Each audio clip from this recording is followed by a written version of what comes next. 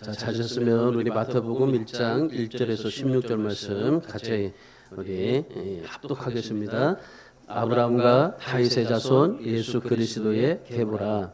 아브라함이 이삭을 낳고 이삭은 야곱을 낳고 야곱은 유다와 그의 형제들을 낳고 유다는 다말에게서 베레스와 세라를 낳고 베레스는 헤브론을 낳고 헤스론은 람을 낳고 람은 아비나답을 낳고 아비나답은 나손을 낳고 나손은 살몬을 낳고 살몬은 라합에게서 보아스를 낳고 보아스는 룻에게서 오벳을 낳고 오벳은 이새를 낳고 이새는 다윗 왕을 낳으니라. 다윗이 우리아의 아나에게서 솔로몬을 낳고 솔로몬은 르호보암을 낳고 르호보암은 아비야를 낳고 아비야는 아사를 낳고 아사는 여호사밧을 낳고 여호사밧은 요람을 낳고 요람은 우시야를 낳고 우시야는 요담을 낳고 요담은 아하스를 낳고 아하스는 히스기야를 낳고 히스기야는 므낫세를 낳고 므낫세는 아몬을 낳고 아몬은 요시야를 낳고 바벨론으로 사로잡혀 갈 때에 요시야는 여고야나와 그의 형제들을 낳으니라. 바벨론으로 사로잡혀 간 후에 여고야는 스알디엘을 낳고 스알디엘은 수르바벨을 낳고 수르바벨은 아비훗을 낳고 아비훗은 엘리야김을 낳고 엘리야김은 아소르를 낳고 아소르는 사독을 낳고 사독은 아킴을 낳고 아킴은 엘리웃을 낳고 엘리웃은 에르아사를 낳고 에르아사는 mat단을 낳고 mat단은 야곱을 낳고 야곱은 마리아의 남편 요셉을 낳았으니 마리아에게서 그리스도라 칭하는 예수가 나시니라. 아멘. 족보를 보니까 낳고죠. 오늘 본문이 예수님의 족보에 관한 이야기입니다. 족보라고 생각하면 우리가 참 지루하다고 생각을 해요. 레위기에서도 보고 또 우리가 이제 신약에 제일 먼저 시작되는 마태복음에서 이 족보에 대한 얘기가 나오는데 이 족보를 우리가 읽고 또 족보를 생각해 보면은 참 좀 지루하다라는 생각이 들지만은 이 족보를 보면요 굉장히 은혜를 받아요. 이 무궁무진한 그런 하나님의 세계가 열려져 있는데 이 족보 하나가 어떻습니까? 지금 우리가 아브라함부터 지금 예수까지 그 족보를 우리가 살펴봤습니다. 간단하게 우리가 살펴봤는데 우리가 이 구약 성경의 전체를 지금 이 족보에서 하나로 지금 말씀해주고 있습니다. 이 족보를 통해서 이 하나님께서 어떻게 말씀하시는지에 대해서 구체적으로 우리가 그 말씀에 대한 우리 이 메시지를 듣게 되는데 우리가 족보를 굉장히 중요하게 여기잖아요. 우리나라는 뭐 특별히 동방예의지국이고 유교의 사상에 영향을 받아서인지 이 족보를 굉장히 중요합니다. 그런데 이스라엘에게서도 이 족보를 굉장히 소중하게 생각합니다. 그러니까 이 족보를 통해서요. 왜냐하면 그 누구의 아들 누구 뭐 이런 것들이 어떻게 이루어졌다는 사실에 대해서 알기 때문에 이스라엘은 굉장히 족보를 중요하게 생각합니다.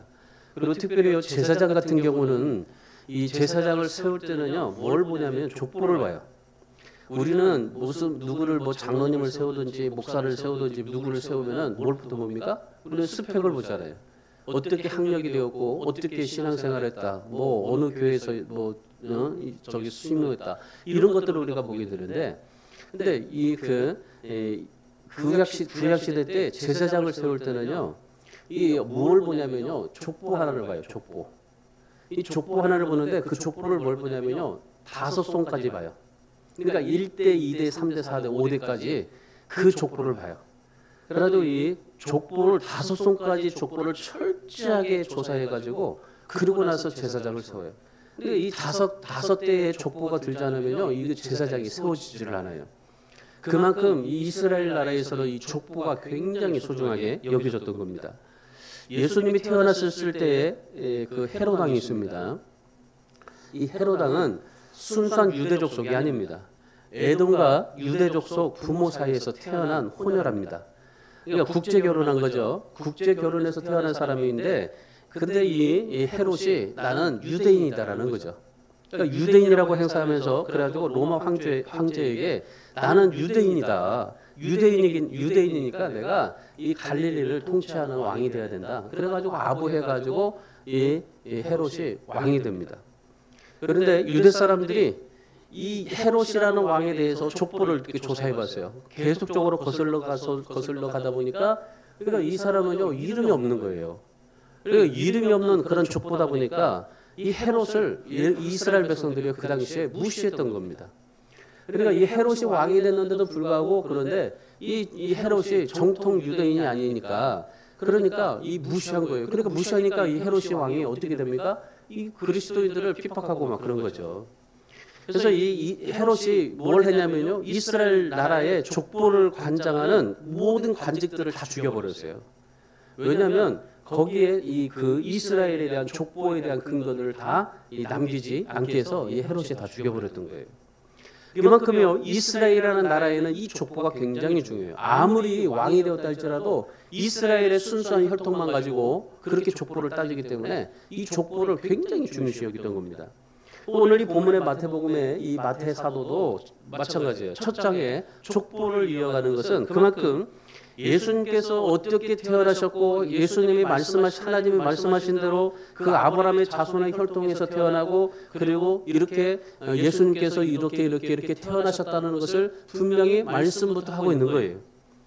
왜냐하면 그 당시에 이스라엘 백성들이 예수 그리스도에 대해서 어떻게 알고 어떻게 믿겠느냐라는 거죠. 그래서 이 마태복음에 이 마태는 그렇게 거예요. 예수님의 족보가 이렇게 해서 예수님이 오셨다. 그러면서 모든 사람들에게 예수님에 대한 혈통을 말씀하시는 겁니다. 그런데 수많은 사람들이 어떻게 뭐라고 말합니까? 예수님은 뭐 그런 순수한 혈통에서 태어난 게 아니고 이 처녀 마리아에서 태어난 그런 이 사생 아니냐. 그러면서 굉장히 예수님에 대한 그런 믿음의 확신들이 굉장히 많이 분란이 많이 일어나고 있었어요. 이 성경에도 보면요 아브라함 자손 외에도 훌륭한 그런 이 혈통들이 굉장히 많았습니다. 특별히 우리가 성경에서 보면은 멜리세덱이라는 이 사람은요 굉장히 믿음이 좋고 그리고 혈통적으로 굉장히 좋아요. 그리고 욥과 같은 사람 보세요. 동방의 의인 아닙니까? 정말 예수님 다음으로 정말 의인이라고 칭함을 받았던 이 욥도요 이스라엘 혈통은 아니지만은 굉장히 훌륭한 혈통을 가지고 있었던 사람입니다.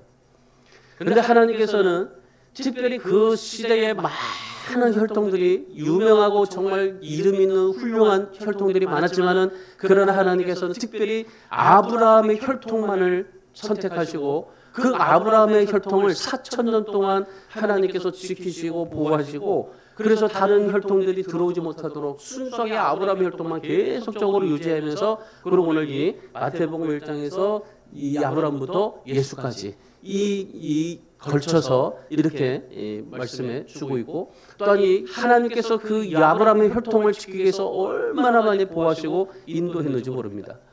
그러다 보니까 이스라엘 백성들이 아브라함의 혈통을 지키기 위해서 그 어느 것도 틈타지 못하도록 그 이 아브라함의 자손이라는 것을 증명하고 삶을 살았어요.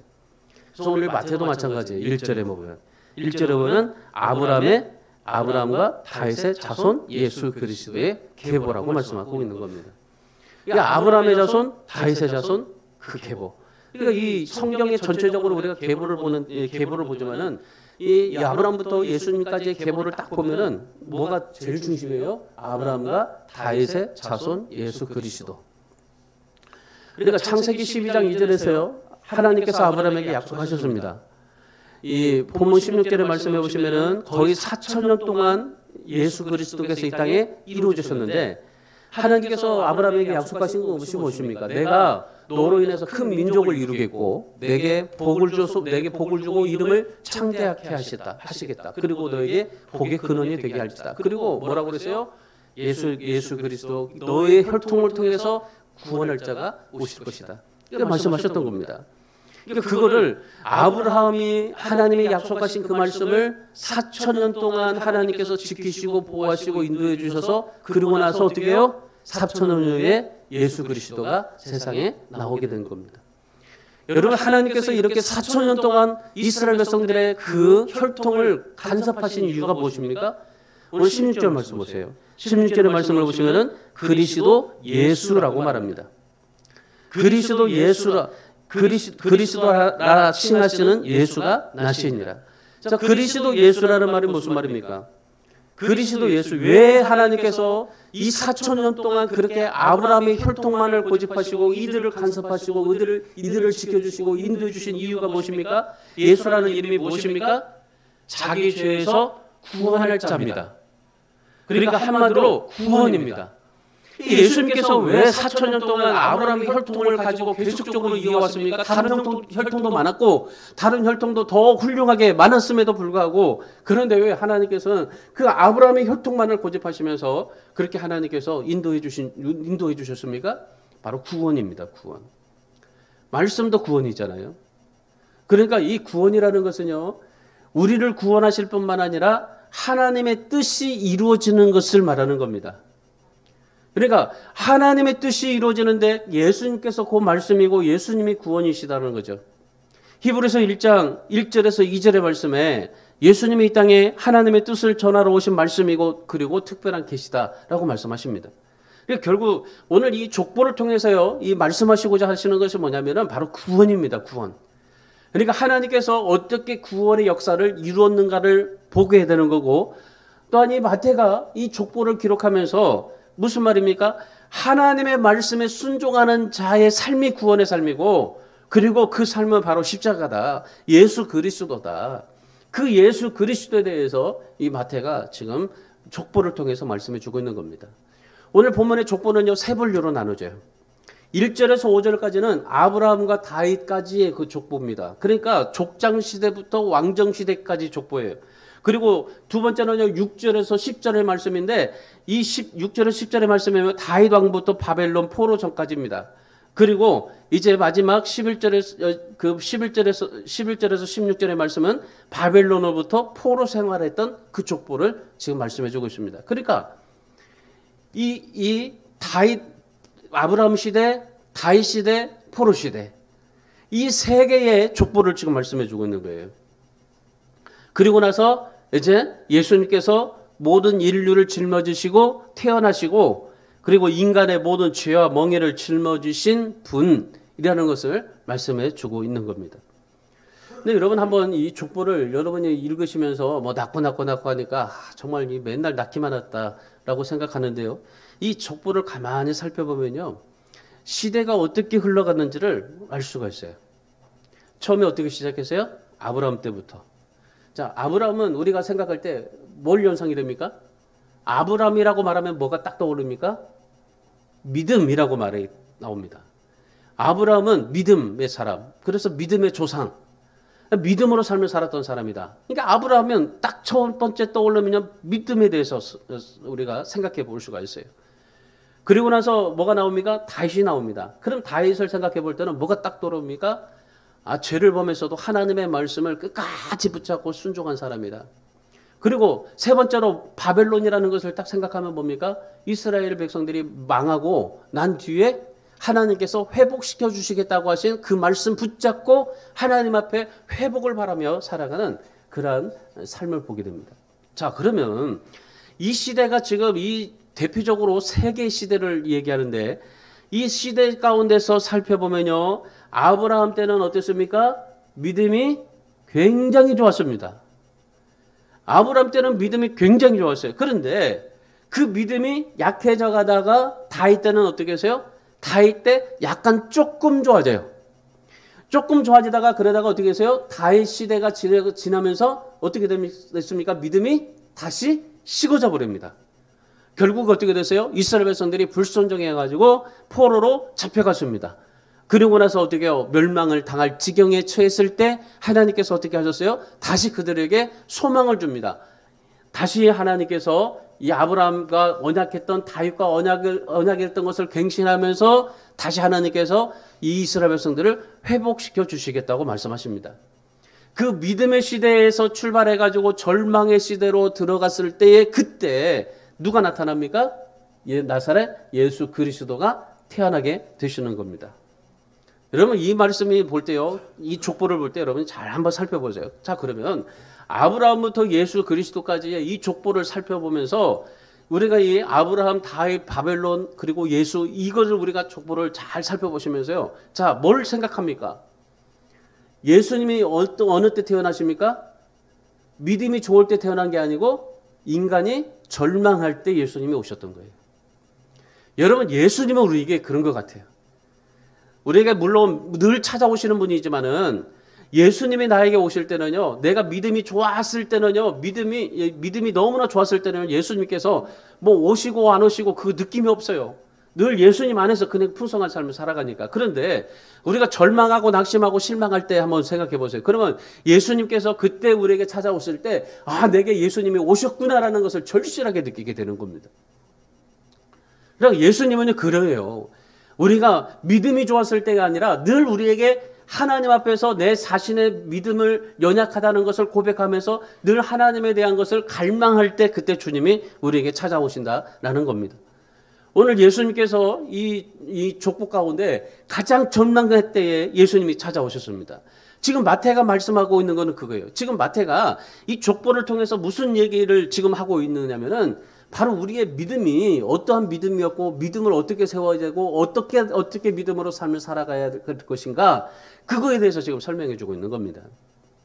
자, 그럼 오늘 이 본문의 말씀을 통해서요, 우리가 이 예수님의 족보를 통해서 우리에게 말씀하시고자 하시는 마태의 의도와 그리고 하나님께서 마태를 통해서 우리에게 말씀하시는 그러한 이 특징을, 의미를 좀 살펴볼까 합니다. 오늘 예수님의 족보를 통해서 우리가 세 가지 특징을 발견할 수가 있는데, 자, 첫 번째가 뭐냐면요, 아브라함과 다윗의 족보입니다. 자, 1절 말씀을 보세요. 1절 말씀. 우리 다 같이 한번 읽을까요? 시작. 아브라함과 다윗의 자손 예수 그리스도의 계보라고 그래요. 아브라함과 다윗의 자손 예수 그리스도의 계보라고 말씀합니다. 아브라함과 다윗은 굉장히 제가 부러워하는 사람입니다. 성경에요, 여러분도 뭐 성경에서 많이 부러워하는 사람도 있겠지만은 저는요, 성경에서 딱 세 명을 부러워해요. 아브라함, 다윗, 바울. 정말 제가 부러워하는 사람인데, 그리고 닮아가기를 원하는 사람이고, 물론 예수님은 절대적이지만은 믿음에 관해서 인정받았기 때문에 참 이분들이요, 굉장히 정말 대단한 겁니다. 부러워할 수 있는 사람들인 겁니다. 예수님의 족보를 기록할 때 아브라함과 다윗의 자손이라고 말합니다. 아브라함과 다윗의 자손. 아브라함의 믿음으로 시작해서 예수님까지 오늘 본문의 말씀에 보면 17절의 말씀에 보면 대대대가 나오는데 14대 나와요. 그러면 42대에 걸쳐서 나오잖아요. 근데 여러분 보면은 이 42대에 걸쳐서요, 이 믿음 밖에 나가지 않고 그 믿음의 대를 이어서 예수님이 탄생하셨다는 것을 볼 수가 있어요. 물론 믿음으로 삶을 살기는 했지만은 근데 믿음으로 살지 못한 때가 있습니다. 그러나 하나님께서는 어떻게 해요? 이 42대를 거칠 동안에 아브라함과 다윗의 자손 예수 그리스도의 계보라고 말씀하시면서 뭐예요? 믿음을 이어가고 믿음으로 하나님 앞에서 삶을 살았던 그러한 이 계보에 대해 말씀해 주고 있는 겁니다. 그러니까 아브라함과 다윗의 계보라는 말씀은 무슨 말이에요? 믿음이라는 거죠. 여러분, 그래서 우리 신앙생활에서 정말 중요한 게요, 믿음인 거예요, 믿음. 이 믿음이 얼마나 중요한지 모릅니다. 이 믿음으로 계보를 이어가고 믿음 안에서 예수 그리스도 안에서 살아보려고 노력하고 믿음으로 하나님 앞에서 붙여 있고 믿음으로 하나님 앞에 정말 애써서 하나님 앞에 삶을 살아보려고 하는 그 믿음을 하나님께서 중요하게 여기시는 겁니다. 이 42대에 걸쳐서 이런 이 믿음으로 이어진 족보에 대해서 그 어느도 이런 족보를 볼 수가 없어요. 여러분의 대에서도 한번 생각해 보세요. 저희 대에서도요, 이 서울대학의 세계를 이루었던 42대의 족보는 보지를 못했습니다. 우리 족보들 마찬가지예요. 예수님의 족보는 어떻습니까? 예수님의 족보는 42대에 걸쳐서 믿음으로 이루어진 그러한 계보입니다. 그러니까 이 아브라함과 다윗의 자손 예수 그리스도의 계보라고 말씀하시는 거예요. 그 계보는 바로 믿음으로 이루어진 그러한 이 계보라는 말입니다. 근데 여러분, 사실상 이 예수님의 그 믿음에 대한 계보를 우리가 말씀하시면서 예수님이 아브라함의 혈통에서 말하고 있지만은 사실은 말이죠. 여러분, 이건 사실적인 얘기니까 예수님은요, 아브라함의 자손이 사실은 아닙니다. 이 마태가 지금 얘기하고 있는 거예요. 믿음으로 인해서 우리가 계보로 이루어진 거에 대해서 말씀하고 있는 거예요. 자, 근데 생각해 보세요. 자, 16절 말씀 보세요. 16절의 말씀에 오시면은 야곱은 마리아의 남편 요셉을 낳았으니 마리아에게서 그리스도라 칭하는 예수가 나시니라고 했습니다. 자, 야곱은 마리아의 남편 요셉을 낳았습니다. 자, 그러면 요셉은 누구를 낳았다고 해야 됩니까? 예수 그리스도를 낳았다고 해야 됩니다. 근데 아니에요. 예수는 누구에게서 낳았다고 그래요? 마리아에게서 낳았다고 합니다. 그러니까 마리아에게서 낳았을 뿐이지 혈통과는 전혀 상관이 없다는 겁니다. 그러니까 예수님께서는 아브라함의 자손이고 다윗의 자손이라고 볼 수가 있어요? 없습니다. 만약에 예수님께서 아브라함의 자손이라는 혈통을 받았다면요, 여러분 예수님은 누구의 자손일까요? 아브라함의 자손이죠. 그럼 아브라함의 자손은 무슨 자손입니까? 죄의 자손입니다. 죄인의 자손입니다. 그러니까 예수님은 죄인의 자손으로 태어날 수가 없다는 거예요. 그러니까 예수님께서는 죄인의 자손이 아니라 아브라함의 혈통에서 태어난 자식이 아니라, 그러니까 다시 말하면요, 예수님은 죄인의 혈통에서 나신 예수님이 아니라는 겁니다. 그러니까 예수님은 단지 요셉이 입양했던 아들이나 마찬가지로 그렇게 아브라함의 자손으로 포함이 됐던 겁니다. 그러니까 혈통적으로는 아브라함의 자손이 아니에요. 혈통적으로는 아브라함의 자손이 아니지만은, 그런데 예수님께서 뭐라고 그래요? 처녀의 몸에서 태어났을 것이다. 태어날 것이다. 그렇게 말씀하셨잖아요. 그러니까 예수님은 어떻게 해요? 요셉의 아들로, 요셉의 자식으로 태어났다고 말씀하지 않아요. 그러니까 요셉에서 났다고 하지 않고 마리아에게서 났다는 거예요. 그러니까 예수님께서는 이 죄인의 혈통에서 나지 않냐고 마리아에게서 났다는 건데, 마리아에서 났다는 것은 무슨 말입니까? 예수님께서 성령으로 잉태되어서 났다는 말입니다. 그러니까 예수님께서 비록 마리아의 몸을 입고 이 세상에 오셨지만은 혈통을 받지 않았다는 것, 그런 사실이에요. 근데 이 사실이 600년 전에 이미 예언했던 사실입니다. 이사야서 7장 14절에 말씀해 보시면은 예수님께서 처녀의 몸에서 잉태하게 될 것이다. 그러니까 이미 예수님이 처녀의 몸에서 잉태할 것이다 600년 전에 예언한 겁니다. 그래서 예수님께서는 누구로 인해서 태어나셨어요? 성령으로 잉태됐던 겁니다. 그러니까 여러분, 오늘 이 다윗과 이 아브라함과 다윗의 자손의 계보라라고 말씀하시면서 지금 마태가 얘기하고 있는 것은 무슨 말이냐면, 예수님께서는 뭐라는 거예요? 예수님께서는 사람의 죄인의 혈통에서 태어나신 분이 아니라 성령으로 잉태되었던 분이다. 그리고 하나님께서 그 예수 그리스도를 통해서 하나님께서 600년 전에 예언했던 그 말씀을 하나님이 모든 것을 이루어 주신다. 약속을 지켜주신다 하는 것을 지금 말씀해 주고 있는 겁니다. 그러니까 하나님은 약속하신 것을 지키시고 성취하시는 분이다.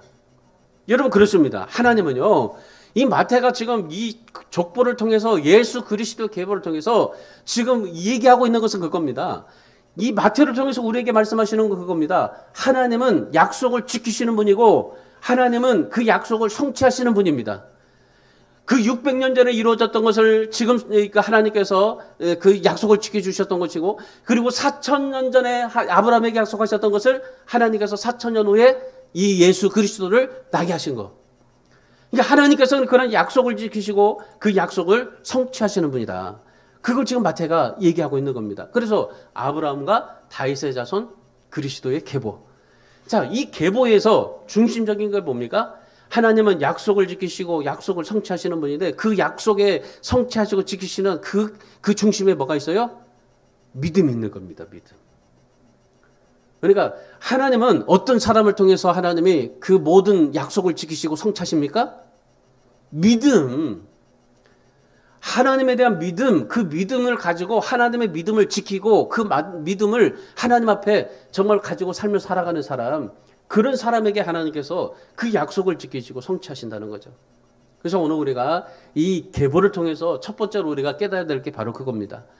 이 약속하신 그 하나님의 그 약속을 붙잡고 그 약속의 말씀을 내 중심에 보시고 믿음을 더욱더 견고하게 하실 수 있기를 바랍니다. 아까도 우리 전원 기도하면서 믿음이 약해진다고 그랬죠. 사실이에요. 우리 성도들이 정말 믿음이 너무나 약해져요. 심지어 목사들도 믿음이 약해져요. 코로나를 통해서 어떻게 됐습니까? 코로나를 통해서요, 다 정말 예배가 없어졌어요. 그냥 모든 예배 없어지고 주일 예배만 되어지고, 유럽의 그런 지금 이 신앙을요, 우리가 닮아가고 있는데, 유럽은요, 이 신앙의 속도가 조금씩 해서요, 몇백 년에 걸쳐서 그렇게 신앙이, 그렇게 지금 그 유럽의 신앙이 퇴락했습니다. 근데 우리는요, 불과 몇 년도 안 돼요, 몇 년도 안 돼. 몇십 년도 안 돼서 우리는요, 지금 유럽이 몇백 년 동안 그 신앙을 지키고 그렇게 퇴보했던 것이 우리에게는요, 몇 년 사이에 이렇게 이루어지고 있는 거예요, 지금. 그래서 너무나 속도가 빨라요, 우리나라에는. 우리 한국교회 믿음이 너무나 속도가 빨라요. 그만큼 무슨 말입니까? 믿음의 견고함이 없다는 거예요, 믿음의 견고함. 유럽이나 미국 사람들이 믿음이 견고해져 있기 때문에 지금도 보세요. 미국이 뭐 그렇게 정말 다 혈종이고 뭐 다문하고 호련이고 뭐 그렇게 하지만은 그런데 미국이요. 지금도 그렇게 하나님 앞에 쓰임 받을 수 있는 것은요. 믿음을 견고하게 지키고 가고 있기 때문이에요. 여러분 우리나라도요. 이 믿음을 견고하게 지켜갈 수 있어야 돼요. 우리 성도들이요. 정말 하나님을 믿고 예수 그리스도의 나심을 우리가 다시 한번 생각해 보면서 정말 이 족보에 10대대, 14대 계속적으로 42대 동안 이뤄가면서요. 그 믿음이 정말 견고해졌기 때문이에요. 여러분 오늘 우리 사랑하는 우리 주안의 성도 여러분도 정말 예수 그리스도를 붙잡고 믿음이 더 견고해져서 하나님의 뜻을 이어가고 하나님의 약속이 여러분에게서 성취되는, 그래서 하나님의 나라가 여러분의 믿음에서 성취되는 놀라운 역사가 일어날 수 있기를 주님의 이름으로 축원합니다. 두 번째는 뭐냐면요, 바벨론 이후의 포로 족보예요. 바벨론의 족보인데, 자 11절부터 16절 말씀까지입니다. 여기에 족보를 보면요, 다윗의 왕조가 쇠퇴하고 다윗과 세운 언약이 깨진 것을 보게 됩니다. 하나님께서 다윗의 왕조가 영원할 거라고 말씀하셨습니다. 다윗에게 약속하신 거니까. 그런데 그 후손들이 망하고 바벨론으로 포로로 잡혀갑니다. 이 바벨론으로 포로로 잡혀가면서 이제 그 다윗의 언약했던 그 왕조, 그것이 다 사라질 줄 알았어요. 그런데 하나님께서는 바벨론 포로 가운데서도 믿음 있는 자를 붙잡고 그들에게 다시 회복시켜 주시게 됩니다. 그래서 오늘 이 성경에 보면은 바벨론 이후로 이제 그 성경에서 말씀하시면서 하나님께서 누구를 통해서 회복하셨는지를 말씀해 주고 있는데, 유대인들은요, 바벨론에서 다시금 이스라엘이 회복되어질 때에 그때 어떤 한 영웅이 나타나서 정치적으로 우리나라를 해방시켜 줄 거라고 생각을 했던 겁니다. 다윗의 왕조가 그렇게 회복될 거라고 생각을 하고 기대를 했습니다. 그런데 이 마태는요, 무슨 얘기하냐면 그런 이 영웅들을 얘기하잖아요. 이 왕조를 마태가 이 아브라함부터 시작해서 예수 그리스도 계보에 이르러서 계속적으로 계보를 통해서 어떤 한 왕족을 찾지는 않아요. 어떤 한 사람의 영웅을 찾지 않아요. 바로 누구를 찾아요? 그 왕조의 그 계속적인 뿌리를 찾으면서 누구를 찾냐면요, 예수 그리스도를 찾아요. 그러니까 마태는 바벨론 포로에서 이 족보를 왜 추적했냐면은 다윗의 언약을 회복시킨 것은 정치적인 회복이 아니라 바로 영적인 회복, 예수 그리스도께서 오셔서 우리를 구원하실 그러한 하나님의 그런 은혜, 그걸로 봤던 거죠. 그래서 지금 마태는요, 지금 이스라엘 백성들에게 지금 뭘 깨우치고 있는 겁니까? 믿음이라는 걸 깨우치고, 그리고 우리에게 진정한 왕은 예수 그리스도다 라는 것을 지금 이스라엘 백성들에게 깨우치고 있는 겁니다. 지금 이스라엘 백성들 상황 가운데 어때요? 이스라엘 백성들 헤롯이 왕으로 되어 있지만은 헤롯이 이스라엘을 뭐 정치적으로 해방시켜 줄 거다? 아니에요. 그러니까 많은 사람들이 지금 예수가 아니라 어떤 한 사람이 나타나서 우리의 정치적으로 회복시켜 줄 거라는 것을 기대하고 잔뜩 그걸 기대하고 있는 겁니다. 그런데 지금 마태는 뭐라고 그래요? 그 왕은 바로 예수 그리스도다라고 말씀하시는 거죠. 그러니까 이 예수 그리스도가 오늘 우리에게 그 회복시켜 주실 바로 구세주다라고 말씀하시는 겁니다. 그러니까 지금 이 마태가 이스라엘 백성들에게 뭘 깨우치는 거예요? 그 믿음, 그리고 정말 다윗의 약속, 하나님께서 회복시켜 주시는 그 말씀, 그걸 붙잡고 하나님 앞에 삶을 살기를 원했던 거죠. 그러니까 우리가 아브라함 같은 믿음을 붙잡았다면 어떻게 될까요? 하나님께서 반드시 회복시켜 주실 거다라는 것을 지금 이 백성들에게 믿음을 견고하게 만들어주고 있다는 겁니다. 그러니까 이 바벨론을 포로에서도 하나님께서는 언약을 버리시지 않았다. 그리고 다윗의 혈통에서 그리스도가 날 수 있게 하셨다라는 것을 지금 말씀해 주고 있는 겁니다. 한번 생각해 보세요. 지금 이 하나님께서 아브라함에게 약속하신 것이 지금 예수 그리스도까지 어떻게 됐어요? 42대입니다. 그러니까 다윗에게서 아브라함부터 다윗까지 이루는데 약속이 이루는데 14대, 다윗부터 바벨론 때까지 14대, 바벨론부터 예수님까지 14대. 그러니까 이 42대에 걸쳐서요, 어떻게 해요? 하나님의 약속이 이루어지게 된다는 겁니다. 그래서 지금 이 마태가요, 지금 이스라엘 백성들에게 얘기하는 게 뭐냐면요, 야, 우리에게는 신앙생활하면서 우리에게는 실패가 없다는 거예요. 우리가 신앙생활하면서 정말 여러 가지 고통과 좌절 이렇게 망하고 또 믿음이 연약해서 또 정말 믿음이 다시 올라가고 또 망하고 이런 여러 가지 많은 신앙의 그런 과정을 걸치지만은 그러나 신앙에는 실패가 없다는 겁니다. 하나님께서는 버리시는 것이 없다는 겁니다.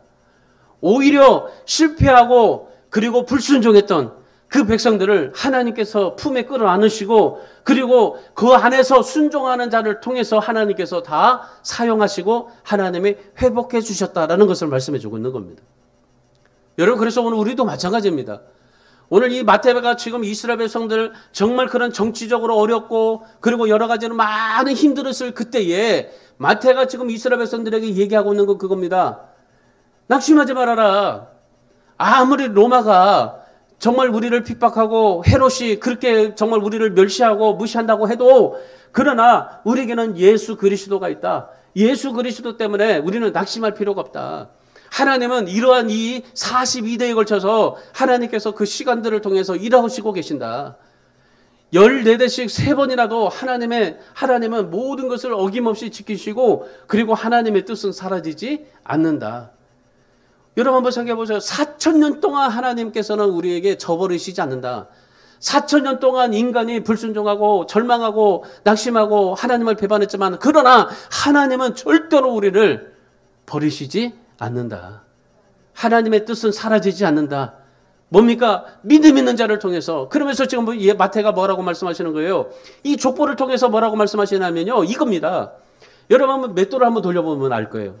여러분 맷돌 돌려봤죠? 저 시골에서 맷돌 굉장히 많이 돌려봤습니다. 맷돌을 돌려서 두부를 만들었기 때문에요. 이 맷돌을 돌리는데요, 제가 한 번은 맷돌을 빨리 돌려가지고 빨리 끝내고 놀러 가려고 그래서 맷돌을 막 사정없이 막 돌려버렸어요. 그랬더니 어떻게 될까요? 갈아지지를 않는 거예요. 갈아지지가.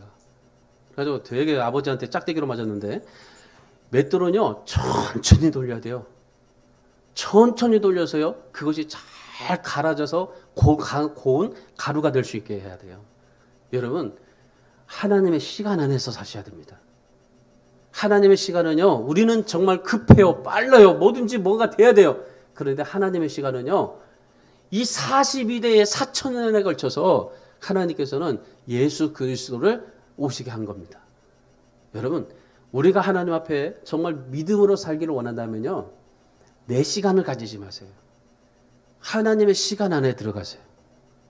하나님의 시간 안에 하나님의 뜻 안에 들어가세요. 하나님의 마음, 하나님의 생각 안에 들어가세요. 그래서 하나님의 시간 안에서요, 정말 하나님 앞에서 내 모든 삶을 고침받으세요.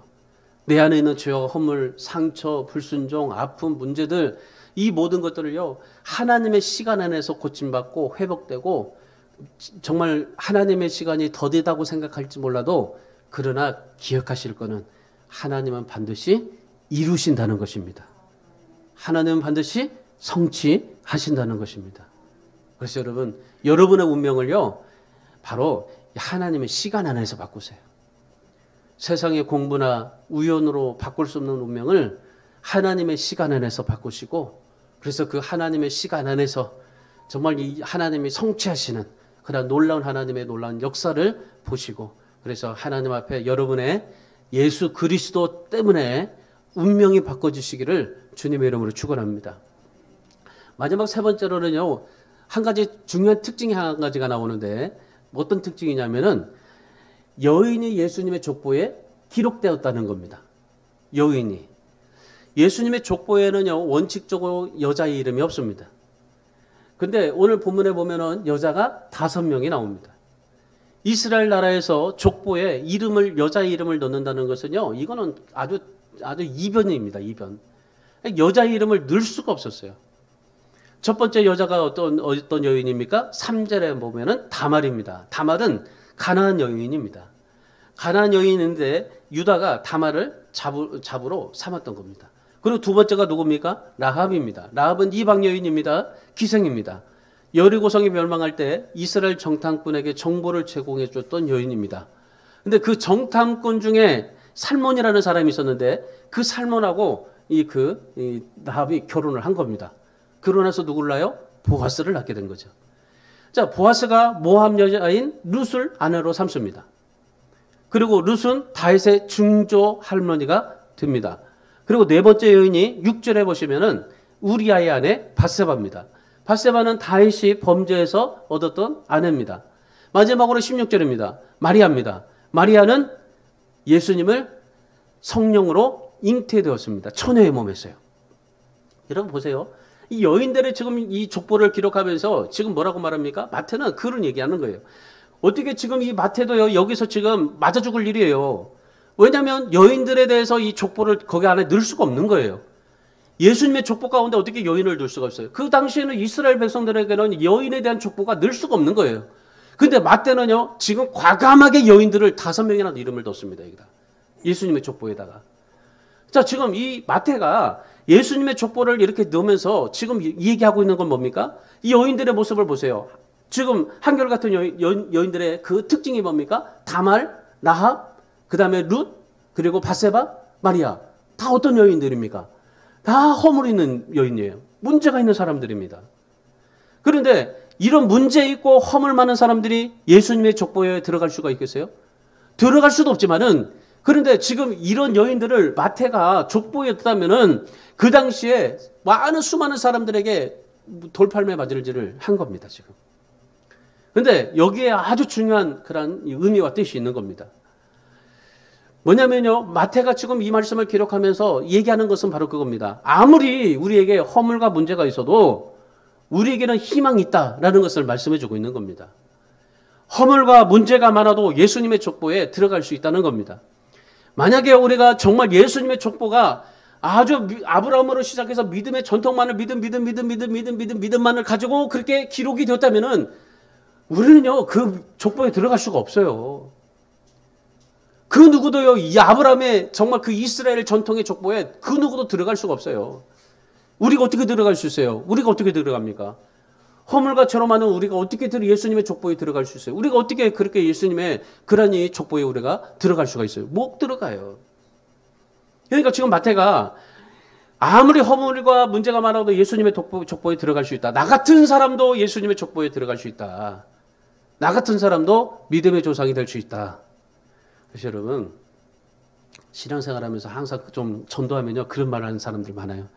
나 같은 사람이 어떻게 교회 다닐 수 있냐고, 나 같은 사람이 어떻게 예수 믿을 수 있냐고, 나 같은 사람이 어떻게 천국 갈 수 있냐고 그렇게 얘기를 해요.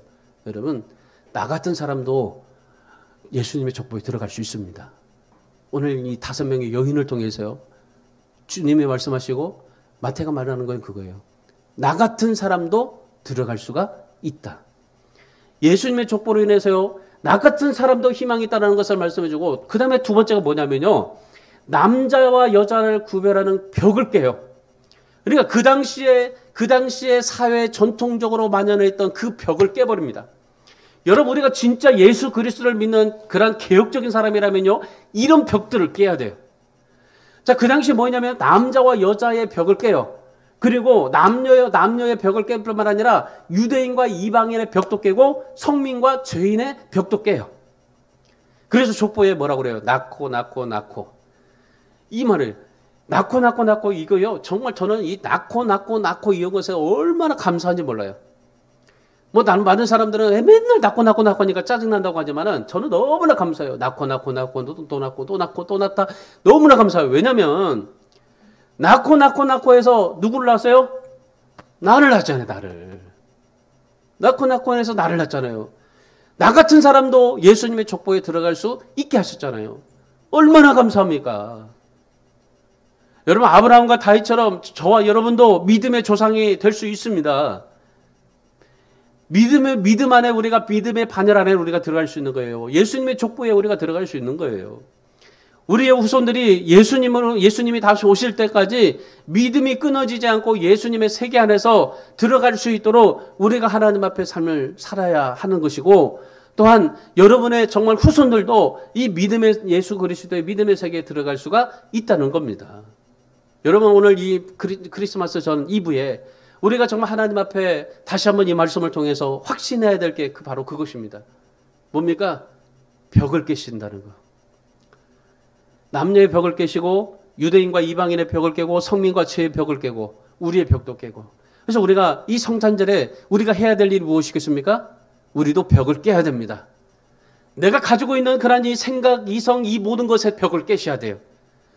내가 가지고 있는 것에, 내가 정말 하나님 앞에 내가 가지고 있는 것으로 하나님 앞에 신앙생활을 하려고 하는 그 벽들을 깨셔야 됩니다. 그 벽을 깨고 오로지 하나님만을 찬송하고 예수 그리스도를 내 삶에 모시고 삶을 살아갈 수 있어야 됩니다. 내가 정말 몸이 피곤하지만은 하나님 앞에 정말 내가 찬송하고 내 상황이 정말 잘 풀리진 않지만 그러나 주님을 바라보고 내 주변에 신통한 건 없지만 그러나 말씀을 붙잡고 내 신분이 아무것도 아니지만은 그러나 주님이 나를 구원해 주셨다는 그 십자가를 붙잡고 하나님 앞에 삶을 살아가는 오늘 저와 여러분이 되어야 될 줄 믿습니다. 주님은요, 나 같은 사람에게 찾아오신 분이에요. 오늘 여러분에게도 찾아오셨고 나에게도 찾아오셨어요. 그래서 여러분, 이번 성탄절에 이 족보를 보시면서 정말 내가 하나님 앞에 내가 가지고 있는 이 벽을 깨고 자존심, 그리고 내가 가지고 있는 생각, 그 자아, 이 모든 벽을 다 깨시고 그리고 오직 예수 그리스도 안에서 정말 다시 하나님 앞에 고침받고 회복하고 하나님의 놀라운 은혜를 붙잡고 살아갈 수 있는 저와 여러분이 되시기를 주님의 이름으로 축원합니다. 그래서 오늘 우리가 다시 한번 하나님 앞에 이번 성탄절을 통해서 주님 위해서 살겠다고 다짐하시고, 그리고 중요한 건 그 믿음, 이 믿음을 더 견고하게 하시고 믿음을 끝까지 붙잡으시고, 그래서 이 믿음을 가지고 약속을 성취하시는 하나님을 붙잡고 여러분도 이 하나님의 그 믿음 안의 세계 안에 족보 안에 들어가서 정말 주님이 다시 오실 때까지 여러분이 그 하나님의 세계 안에서 하나님이 주시는 복을 누릴 수 있기를 주님의 이름으로 축원합니다. 기도하겠습니다. 우리 기도할 때